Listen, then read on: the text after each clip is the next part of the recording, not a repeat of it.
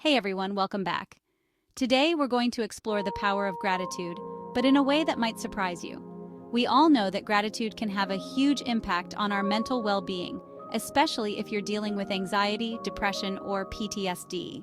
But instead of the usual tips, I want to share 5 unique practices that can help you cultivate gratitude in your life. These aren't your typical suggestions, but they're powerful and effective.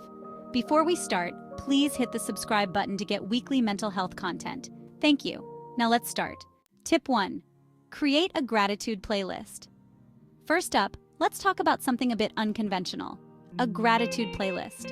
Music has a profound effect on our emotions, and you can use it to enhance your sense of gratitude. Create a playlist of songs that make you feel grateful, inspired, or connected to something bigger than yourself. Here's how it works. Every time you listen to this playlist, take a moment to reflect on why each song makes you feel grateful. Maybe it's a song that reminds you of a special person, a time when you felt strong, or simply one that lifts your spirits. Get nostalgic and listen to music from your teens, young adulthood, or a fun concert you attended with someone. Pick power songs to make you feel stronger. Listen to it during your morning routine, on your commute, or whenever you need a boost. This is a great way to integrate gratitude into your day without having to sit down and write in a journal. To make it even more effective, try updating your playlist regularly with new songs that resonate with you so it stays fresh and relevant. You could also consider sharing your playlist with a friend or loved one, turning it into a shared experience of gratitude. And if you're feeling creative, challenge yourself to find songs that remind you of specific things you're grateful for, like a memory, a place, or even a personal achievement. Tip 2. Engage in gratitude grounding. Here's a technique that blends mindfulness with gratitude. Gratitude grounding. When you're feeling overwhelmed or anxious, take a moment to ground yourself by focusing on your immediate surroundings and identifying 5 things you're grateful for in that moment. For example, if you're sitting in a park, you might notice the feel of the breeze, the sound of birds, the warmth of the sun, the comfort of the bench, and the beauty of the flowers. By grounding yourself in the present and connecting with the environment around you, you're not only calming your mind, but also cultivating a deep sense of appreciation for the world as it is right now. Another example you can try during your morning breakfast. As you sit down, take a deep breath and start to notice the details around you. You might appreciate the aroma of your coffee or tea, the taste and warmth of the first sip. Notice the texture of the food you're eating, whether it's the crunch of toast or the smoothness of yogurt. Perhaps you're grateful for the quiet of the morning, giving you a moment of peace before the day begins. Or maybe it's the natural light coming through the window, making you feel connected to the start of a new day. Tip 3. Practice reverse gratitude. Next, let's talk about something called reverse gratitude. This might sound strange, but it's incredibly effective. Instead of just being grateful for what you have, think about something you've taken for granted and imagine what life would be like without it. For example, consider the simple act of having clean water to drink or food to eat. Now imagine you do not have access to it. What challenges would that bring? How would it change your day-to-day life? By flipping the script and thinking about what life would be like without the things you often overlook, you can develop a deeper appreciation for them. This reverse approach can make you more aware of how much you truly have to be thankful for. This can also apply to someone you have overlooked but who is there for you. Think about what you have overlooked. To take this a step further, especially during difficult times, focus on small, concrete things that are still present in your life.